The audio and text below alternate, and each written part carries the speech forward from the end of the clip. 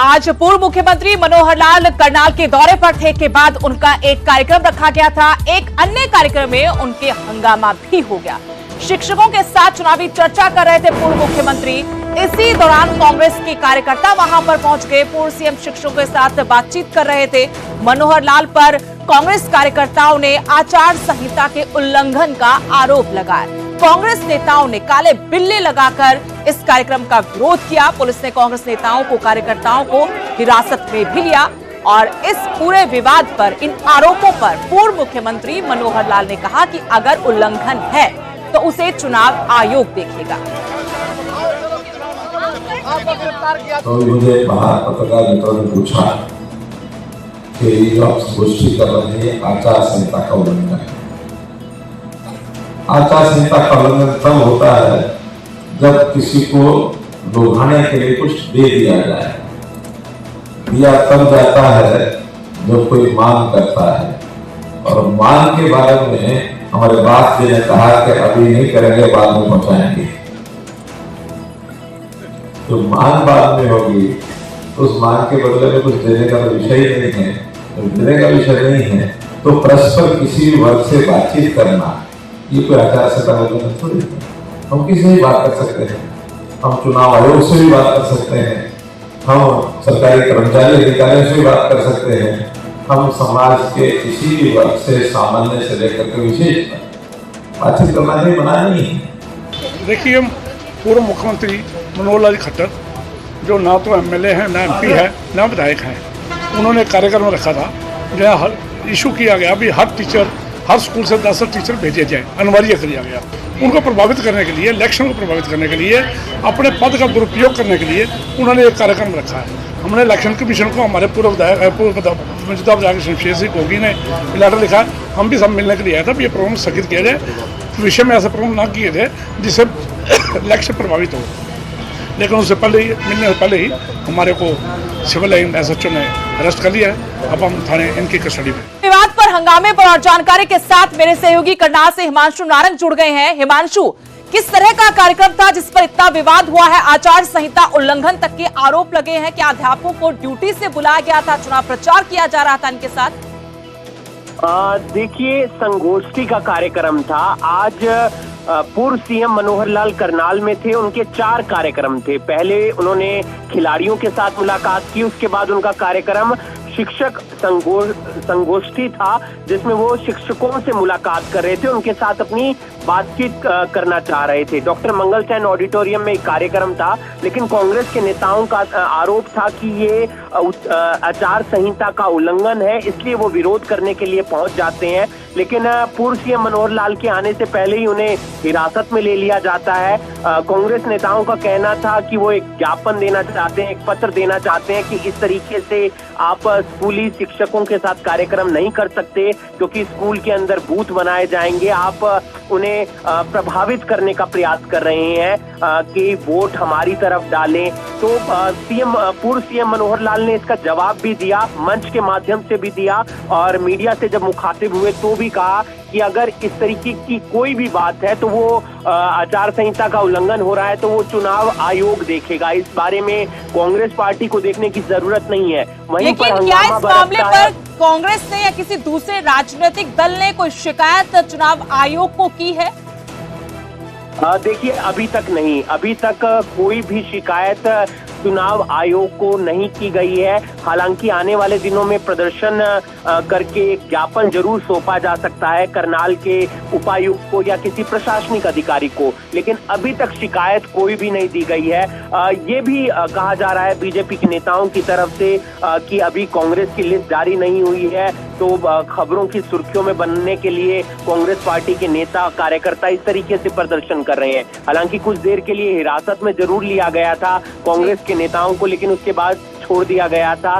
तो आज 4 कार्यक्रम थे, जिसमें से एक शिक्षक संगोष्ठी का भी कार्यक्रम था, और वहीं पर कांग्रेस के नेता विरोध करने के लिए पहुंच जाते हैं। शुक्रिया हिमांशु जानकारी के लिए। तो अध्यापकों के साथ संगोष्ठी कर रहे थे। कांग्रेस का आरोप कि आप चुनाव आचार संहिता लगने के बाद इस तरीके से शिक्षकों को प्रभावित नहीं कर सकते, चुनाव प्रचार नहीं कर सकते, ऐसा करते हुए प्रदर्शन किया। लेकिन पूर्व मुख्यमंत्री के आने से पहले ही पुलिस ने इन सभी कांग्रेस के कार्यकर्ताओं को हिरासत में ले लिया था। आरोप लगे हैं पूर्व मुख्यमंत्री पर आचार संहिता के उल्लंघन। उधर कुरुक्षेत्र के चुनावी जो रण में जिस तरीके से वार पलटवार हो रहे, उससे यहां मुकाबला दिलचस्प होता जा रहा है। नवीन जिंदल पर अब डॉक्टर सुशील गुप्ता ने जुबानी हमला किया है। कहा कि जिंदल साहब गेहूं की बोरियां उठा रहे थे, किसान का बेटा होने का नाटक कर रहे हैं। किसान और किसान की फसल की अनाज मंडी में बेकदरी हो रही है और ये किसान का हितैषी और बेटा होने का नाटक रच रहे हैं। किसानों के लिए पीने के पानी तक की अनाज मंडी में कोई व्यवस्था नहीं की गई है। जिंदल से उन्होंने सवाल भी पूछा कि आपने किसानों के लिए क्या किया, किसानों के साथ या किसान विरोधियों के साथ आप हैं, ये भी साफ कर दीजिए। इसके अलावा डॉक्टर सुशील गुप्ता ने पूर्व विधायक कुलवंत बाजीगर को नशा बेचने वाला कहा। गेहूं की बोरी उठा रहे थे, आज ये बोरियां उठने के इंतजार में हर मंडी के अंदर लाखों लाखों बोरी गेहूं की पड़ी हुई है। ऊपर से बरसात और नीचे से अनाज नहीं उठ रहा।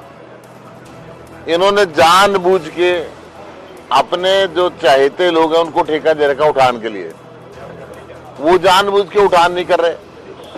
किसान खेत से अनाज उठा के मंडी तक नहीं ला पा रहा पूरा, क्योंकि मंडी के अंदर जगह नहीं है।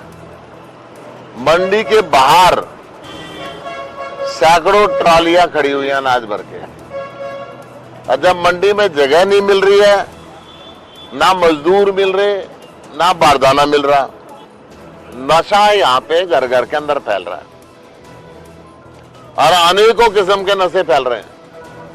नौजवान बच्चों की मौत हो रही है ओवरडोज नशे की वजह से। और नशे के अंदर यहाँ के लोग कहते हैं कि यहाँ का जो विधायक है कुलवंत बाजीगर, वो खुद नशा बेचता है। मैं कुलवंत बाजीगर जी से पूछना चाहता हूं आपके चैनल के माध्यम से, 15 दिन उसकी गाड़ी डीसी ऑफिस में खड़ी रही नशा बेचने के कारण। लोग कह रहे हैं क्यों खड़ी रही थी और क्या सेटिंग हुई कि फिर बिना मुकदमा दर्ज हुए वो गाड़ी वहां से आ गई। 2 महीने गाड़ी एक बार उनकी खड़ी रही वहां पे डीसी ऑफिस में। कहीं ना कहीं जिस अधिकारी जो नशे के खिलाफ बोलता है, इसकी सूचना पे गाड़ियों को रोकता है, या तो उस अधिकारी के ट्रांसफर करवा देते हैं या सेटिंग कर लेते हैं। डॉक्टर सुशील गुप्ता के इन आरोपों पर कुलवंत बाजीगर ने भी पलटवार किया है। कहा कि सुशील गुप्ता बौखला गए, जो आरोप लगाए गए हैं वो सरासर गलत है। मैं चुनाव आयोग में इस बारे में शिकायत करूंगा। सुशील गुप्ता को कुलवंत बाजीगर की चेतावनी भी कि या तो वो माफी मांग ले, वरना वो उनको बख्शेंगे नहीं। बकायदा इसकी शिकायत चुनाव आयोग में की जाएगी। ये लोकसभा प्रत्याशी सुशील गुप्ता जी बुखला गए हैं, नवीन जिंदल जी के सामने आते हड़बड़ा गए हैं। उन्हें पता नहीं लग रहा मैंने क्या बोलना है।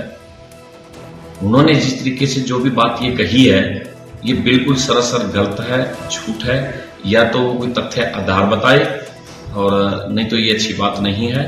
तो इसके बारे में मैं चुनाव आयोग के पास लिखित रूप में शिकायत भी दूंगा और इस पे सुशील गुप्ता पे डेफोमेशन का, मानहानि का केस दर्ज भी करूंगा। झूठ आधार नहीं बोलना चाहिए। और जो कह रहा है डीसी ऑफिस में गाड़ी खड़ी रही, पहले तो इसको नॉलेज होनी चाहिए कि अगर कोई ऐसे केस होते हैं तो एसपी ऑफिस या पुलिस में, थाने में गाड़ी खड़ी होती है, डीसी ऑफिस में नहीं खड़ी होती।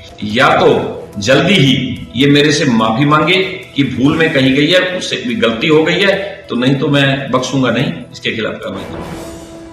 वहीं गोहाना में सोनीपत लोकसभा सीट से बीजेपी के प्रत्याशी मोहनलाल बड़ौली ने मीडिया से बातचीत की। इस दौरान उन्होंने कांग्रेस पार्टी पर जमकर निशाने साधे। कहा कि आज कांग्रेस के पास ना मुद्दा है और ना ही नीति है। आज कांग्रेस भ्रमित है, जिसके चलते टिकटों तक पर कांग्रेस फैसला नहीं कर पा रही।